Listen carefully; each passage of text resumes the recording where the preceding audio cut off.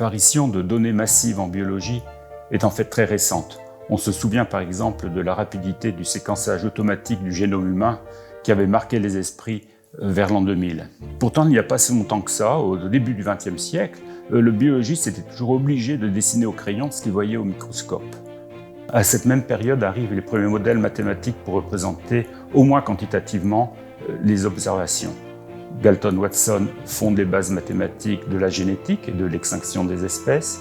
Kermack et McKendrick écrivent les premiers modèles d'épidémiologie en 1927, Lotka et Volterra, puis Jacques Monod, ceux de l'écologie. La situation a beaucoup évolué depuis quelques décennies. En caricaturant un peu, on pourrait dire que les sciences du vivant sont désormais submergées par trop de données et pas assez de modèles pour les interpréter. Les mathématiciens, comme les biologistes et les physiciens, l'ont bien compris. Depuis 25 ans, le domaine des mathématiques pour la biologie s'est considérablement développé. En France et à travers le monde en général, de nombreuses équipes sont maintenant impliquées. Il était temps de faire le point. C'est pourquoi nous avons organisé à l'Institut Henri Poincaré le trimestre thématique Mathematical Modeling of Organization in Living Matter. Le programme se concentre sur 3 domaines de la biologie, bien développés en termes de contenu mathématique et à fort impact sur la société. Chaque domaine a ainsi fait l'objet d'un workshop. Le premier concerne l'organisation des tissus vivants, avec pour corollaire le développement de tumeurs. On trouve ici des outils de modélisation mathématique qui vont des modèles individus centrés stochastiques pour de petits nombres de cellules, jusqu'aux équations différentielles à l'échelle d'un tissu, sachant qu'1 mm3 de tissu représente 1 million de cellules. On utilise alors des méthodes de la mécanique des milieux continus et de la dynamique des fluides. Le workshop a montré que ce domaine ouvre aussi sur des sujets très variés, géométrie des formes, diffusion anormale, physique statistique ou encore analyse multi-échelle. Le second workshop porte sur les mathématiques des neurosciences, un sujet dont la modélisation a valu un prix Nobel à Hodgkin et Huxley dans les années 50.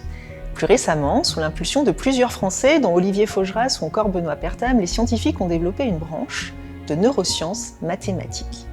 Avec la physique, elle tient une bonne place dans la partie neurosciences théoriques du Human Brain Project, qui vise à simuler le cerveau humain à l'aide d'un superordinateur. Il s'agit d'un domaine particulièrement interdisciplinaire. Parmi les défis de la discipline, on trouve les problématiques de changement d'échelle, avec l'échelle spatiale, qui va du niveau cellulaire au comportement humain, et l'échelle temporelle, qui va de quelques millisecondes pour les synapses à plusieurs années pour la mémoire. Grâce aux mathématiques, avec notamment les modèles déterministes et stochastiques, il devient possible de former un tout cohérent. D'autres outils des mathématiques sont également mobilisés. Dans ce workshop, chaque demi-journée est consacrée à une thématique, comme statistiques et intelligence artificielle, ou encore système dynamique et équations aux dérivées partielles. Nous avons aussi mis en avant dans chaque thématique un tandem chercheur en mathématiques, chercheur en biologie ou en médecine, qui a proposé un exposé d'1 heure sur leur interaction réussie. Le dernier sujet de conférence du trimestre traite enfin d'écologie et d'adaptation des espèces. Ces thématiques sont très liées à des enjeux sociétaux majeurs comme l'apparition de variants de SARS-CoV-2 ou l'impact du changement climatique sur la biosphère.